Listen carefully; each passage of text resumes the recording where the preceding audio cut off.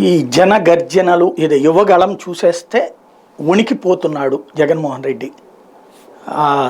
Palace గోడలు బద్దలు కొడతాం, ఇవన్నీ సినిమా డైలాగులు బాగానే ఉంది. కానీ నిజంగా జగన్ భయపడిపోతాడా?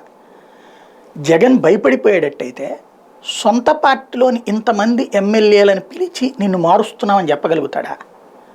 లేదా నీ నియోజకవర్గం మారుస్తున్నామని చెప్పగలుగుతాడా? నిజంగా భయపడేటట్టయితే వీళ్ళందరూ కలిసిపోతున్నారు, మళ్ళీ మనం కనుక ఇప్పుడు కొత్త వాళ్ళతో పెడితే ఎట్లాగో అని భయపడాలి కదా, అట్లా భయపడుతున్నాడా? ఇంకోటి, సోనియా గాంధీ అధికారంలో ఉండి 2009 నుండి 14 దాకా వాళ్ళదే అధికారంలో ఉంటుందని తెలిసి ఎదురు తిరిగినటువంటి వాడు, జైల్లో పెడతానని కబురు చేసినా సరే రెడీ అని కూర్చున్నటువంటి వాడు ఇప్పుడు చంద్రబాబుకు లోకేష్కు భయపడిపోతాడా? లేదా వీళ్ళు మ్యాక్సిమం ఏం చేయగలుగుతారు? కాంగ్రెస్ పార్టీ 16 నెలలు జైల్లో పెట్టించింది, అంతకు మించి ఏం చేయగలుగుతారు? ఉరేసేస్తారా? మరి ఏమీ లేనప్పుడు, అంతకు మించిన పరువు తీయడానికి ఇంకేం లేనప్పుడు ఇంకెందుకు భయపడాలా?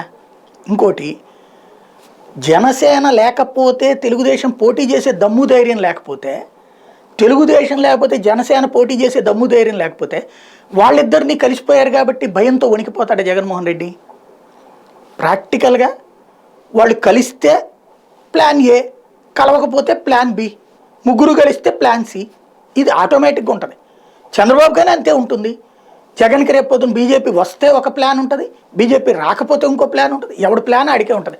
దానికి వణికిపోవడం, కంగారు పడిపోవడం, భయపడిపోవడం అనేటువంటిది పెద్ద పెద్ద వార్డింగులు బాగున్నాయి, కానీ వాస్తవంగా కామెడీ కాదా అంటే ఎవరిష్టం వాళ్ళది.